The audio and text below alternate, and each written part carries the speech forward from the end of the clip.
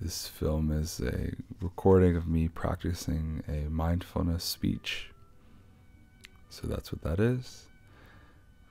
Back to the book. 16. My adopted father. Compassion. Unwavering adherence to decisions once he'd reached them. Indifference to superficial horrors and hard work. Persistence. Listening to anyone who could contribute to the public good. His dogged determination to treat people as they deserved. A sense of when to push and when to back off. Putting a stop to the pursuit of boys. His altruism. Not expecting his friends to keep him entertained at dinner or to travel with him unless they wanted to. And anyone who had to stay behind to take care of something always found him the same when he returned. His searching questions at meetings, kind of single-mindedness almost, never content with first impressions or breaking off the discussion prematurely. His consistency to friends, never giving fed up with them or playing favorites. Self-reliance, always, and cheerfulness, and his advanced planning, well in advance, and his discreet attention to even minor things. His restrictions on accumulations and all attempts to flatter him. His constant devotion to the empire's needs, his stewardship of the treasury, his willingness to take responsibility and blame for both, his attitude to the gods, no superstitiousness, and his attitude to men, no demagoguery, no currying favor, no pandering, always sober, always steady, and never vulgar to a prey to fads. The way he handled the material comforts that fortune had supplied him in such abundance, without arrogance and without apology. If they were there, he took advantage of them. If not, he didn't miss them.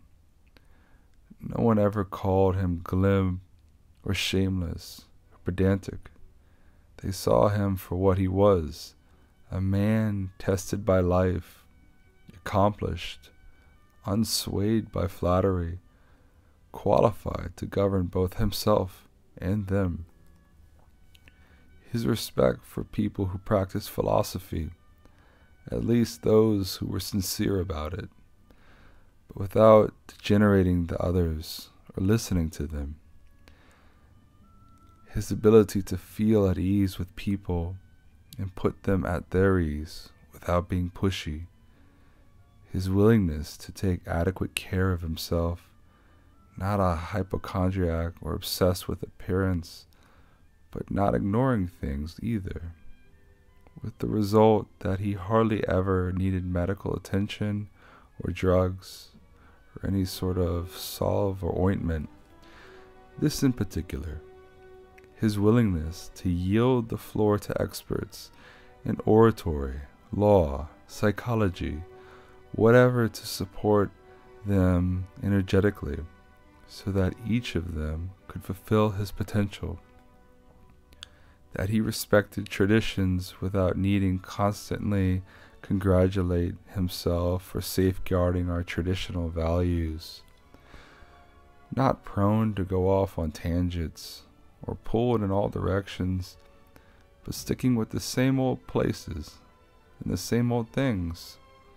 The way he could have one of his migraines and then go right back to what he was doing, fresh and on top of his game.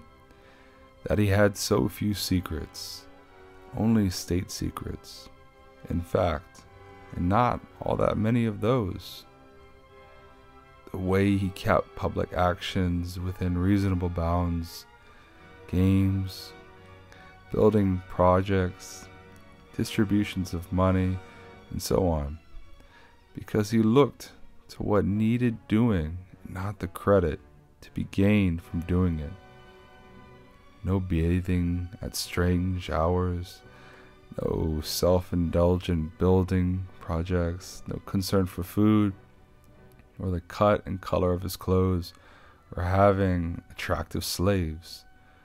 The robe from his farm at Lorium, most of the things in Landvorium, the way he accepted the customs agent's apology at the Tusculeum, etc. He never exhibited rudeness, lost control of himself, or turned violent. No one ever saw him sweat. Everything was to be approached logically, with due consideration, in a calm and orderly fashion, but decisively, and with no loose ends.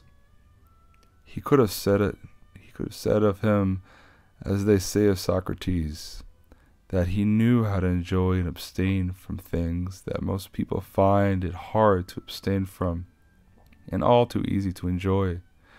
Strength, perseverance, self-control in both areas, the mark of a soul in readiness, indomitable. 17. The gods. That I had good grandparents, a good mother, a good sister, good teachers, good servants, relatives, friends, almost without exception, and that I never lost control of myself with any of them, although I had it in me to do that, and I might have, easily. But thanks to the gods, I was never put in that position, and so I escaped the test. That I wasn't raised by my grandfather's girlfriend for longer than I was, that I didn't lose my virginity too early, and didn't enter to adulthood until it was time, put it off even. That I had someone, as a ruler, as a father, who could keep me from being arrogant and make me realize that even to court you can live without a troop of bodyguards, in gorgeous clothes, lamps, sculpture, the whole charade. That you can behave almost like an ordinary person without seeming slovenly or careless as a ruler or when carrying out official obligations. That I had the kind of brother I did, one whose character challenged me to improve my own, one whose love and affection enriched my life. That my children weren't born stupid or physically deformed, that I wasn't more talented in rhetoric or poetry or other areas. If I'd felt that I was making better progress, I might never have given them up. That I conferred on the people who brought me up the horrors they seemed to want early on, instead of putting them off, since they were still young, with that the hope that I'd do it later. That I knew Apollonius, Rusticus, Maximus, that I was shown clearly and often it would be like to live as nature requires. The gods did all they could through their gifts, their helps, their inspiration, to ensure that I could live as nature demands. And if I failed, it's no one's fault but mine, because I didn't pay attention to what they told me, to what they taught me, practically, step by step. That my body was held out, especially considering the life I've led. That I never laid a finger on Bedichka or Fedorus, and that even later, when I was overcome with passion, I recovered from it. That even though I was often upset with Rusticus, I never did anything I would have regretted later. That even though she died young, at least my godmother spent her last years with me. That whenever I felt like helping someone who was short of money or otherwise in need, I never had to be told that I had no resources to do it. and that I was never put in the position of myself of having to take something from someone else. That I have a wife, obedient, loving, humble.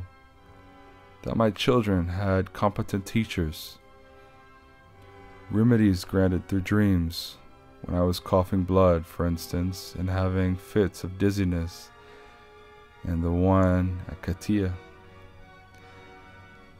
That when I became interested in philosophy, I didn't fall into the hands of charlatans, and I didn't get bogged down in writing treaties or becoming absorbed in logic chopping or preoccupied with physics. All things for which we need the help of fortune and the gods.